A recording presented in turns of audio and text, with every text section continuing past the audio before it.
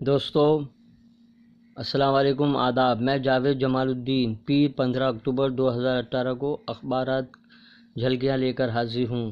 آج کے بیشتر اردو اخبارات نے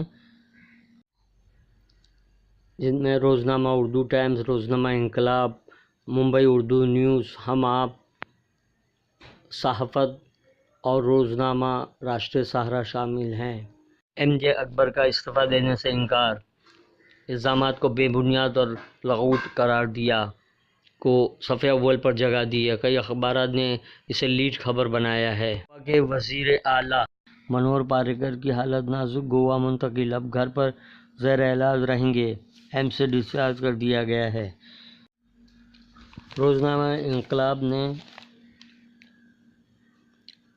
لیڈ خبر کو غزہ میں حماس کو نیتن یاہو کی سخت ترین حملے کی دھمکی، حق واپسی مارچ کے تحت سرحد پر مظلوم فلسطینیوں کا احتجاج، تل ابیب کو برداشت نہیں۔ جبکہ دوسری اہم خبر، آج نجیب کی گمشدگی کو 2 سال مکمل ہونے پر ہم سب نجیب کے نعرے کے ساتھ پارلیمنٹ تک مارچ۔ مختصر خبروں میں، الہ آباد کا نام بدل کر جلد ہی پریاگ راج رکھا جائے گا، یوگی کا بیان۔ پاکستان نے 1 کے بدلے 10 سرجیکل اسٹرائیک کی دھمکی دی۔ شہباز گئی پر ایک اور خاتون نے جنسی زیادتی کا الزام لگایا۔ آسام میں فرضی مڈبھیڑ معاملے میں 7 فوجیوں کو عمر قید۔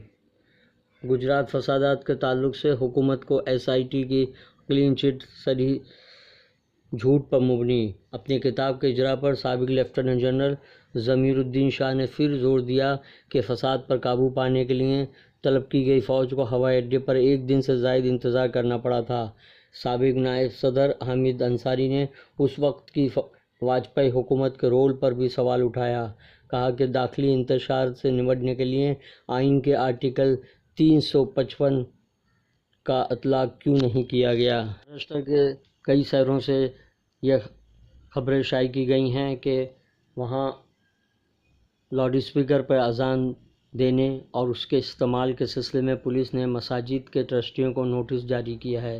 بمبئی کے قریب تلوجہ میں عبادت گاہوں میں لاؤڈ اسپیکر کے استعمال پر پولیس کا نوٹس، 3 مساجد میں لاؤڈ اسپیکر بند کر دیے گئے ہیں۔ دھولیا سے روزنامہ اردو ٹائمز نے بھی اسی طرح کی خبر شائع کی ہے کہ وہاں بھی پولیس نے لاؤڈ اسپیکر کے استعمال پر پابندی کے لیے نوٹس جاری کیا ہے۔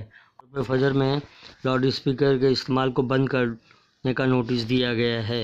ممبئی میں انگریزی ٹی وی چینل کے صحافی پر حملہ، معاملہ درج کرنے کے بجائے پولیس اہلکاروں نے ٹال مٹول کیا۔ پریس کلب اور اردو جرنلسٹ ایسوسی ایشن نے بھی اس حملے کی مذمت کی ہے۔ بمبئی پونے دکن کوئن ایکسپریس اور ممبئی پنچوٹی منمار ایکسپریس میں آج سے مسافروں کے لیے کتابیں فراہم کی جائیں گی اور یہ چلتے پھرتے کتب خانہ کا مقصد مسافروں میں، لوگوں میں مطالعے کا شوق پیدا کرنا ہے۔ اس کا افتتاح ریاستی وزیر ونود تاوڑے کریں گے۔ مرکزی وزیر رام داس اٹھاولے نے کہا ہے کہ یکساں میعاد کے لیے دونوں پارٹیوں کا وزیر اعلیٰ ہو۔ مہاراشٹر میں شیو سینا اور بی جے پی کے درمیان اتحاد برقرار رکھنے کے لیے انہوں نے یہ تجویز پیش کی ہے۔ ناگپور وشنو منوہر نے 3000 کلو کھچڑی بنانے کا کارنامہ انجام دیا۔ لکھنؤ میں گجرات کے وزیر اعلیٰ وجے روپانی کے خلاف کانگریس کارکنوں کا احتجاج، مودی کے دور میں معیشت چوپٹ ہو چکی ہے۔ روزنامہ انقلاب کے ادب نما میں غزل ہمیں سکون و اطمینان کے لمحات عطا کرتی ہے۔ ممبئی یونیورسٹی کے شعبہ اردو کی جانب سے شروع کیے گئے تفہیم اردو غزل کورس کے طلباء کا اظہار خیال، شعبہ اردو کے فعال ایچ او ڈی پروفیسر صاحب علی کی سرپرستی اور مشہور شاعر اور ماہر عروض عبید اعظم اعظمی کی نگرانی میں جاری اس کورس میں ایسے طلباء کی اکثریت ہے جن کی مادری زبان اردو نہیں ہے۔ ادب نما پہ اتر پردیش کے شہر متھرا کے مشہور اور معتبر شاعر سعید اعظمی کے پہلے شعری مجموعے شکن سعید پہ تبصرہ اور تعارف پیش کیا گیا ہے، جسے جاوید وارثی اختر نے ترتیب دیا ہے۔ اس میں حمد، نعت اور مناقبت کے ساتھ ہی غزلیں، قطعات، نظمیں، قصیدے، مرثیے اور تہنیتی اشعار بھی شامل ہیں۔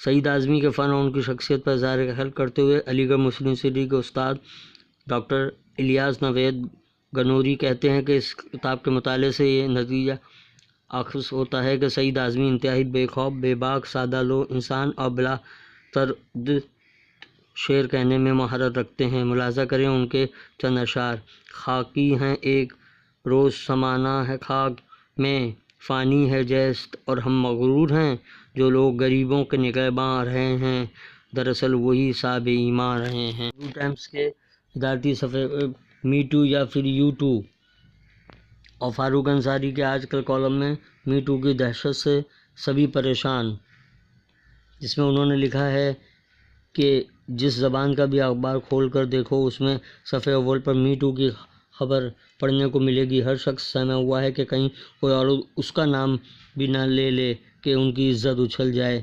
می ٹو یعنی میرا بھی استحصال ہوا۔ استحصال کے لیے صرف جنسی ذات کی مراد نہیں بلکہ ذہنی طور سے پریشان کرنا، چھیڑ چھاڑ کرنا وغیرہ بھی شامل ہے۔ لیکن اس عنوان کے سہارے آخر کب تک ہر شخص کو خوف میں مبتلا کیا جاتا رہے گا؟ کسی دفتر میں اگر کوئی لڑکی کام کر رہی ہو اور اس کو کسی غلطی پر اس کے باس نے ڈانٹ دیا ہو تو اب وہ بھی می ٹو کے زمرے میں آ گیا، اور اس سے پہلے کہ کوئی عورت وزیر اعظم نریندر مودی جی کا جھوٹا نام لے لے، مودی جی ہوش میں آ جائیں اور می ٹو کی کہانی ختم کروا دیں، کیونکہ یہ ہنسی مذاق کا معاملہ نہیں ہے، نہ ہی کسی کی کردار کشی کا معاملہ ہے۔ یہ وقت بہت نازک ہے۔ آج کے اردو اخبارات کی جھلکیاں، کل پھر ملاقات ہوگی۔